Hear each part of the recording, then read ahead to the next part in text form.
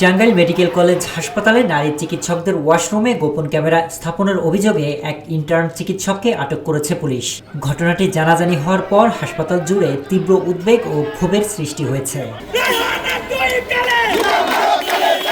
আটক ইন্টার্ন চিকিৎসকের নাম রায়হান কবির ইমন। সোমবার বিকেলে হাসপাতালের ভেতরেই তাকে শনাক্ত করেন মেডিকেল কলেজের শিক্ষার্থী ও সহকর্মীরা। বিষয়টি সামনে আসার পর ইন্টার্ন চিকিৎসকরা হাসপাতালের পরিচালক সহ অভিযুক্ত চিকিৎসককে অবরুদ্ধ করে রাখেন।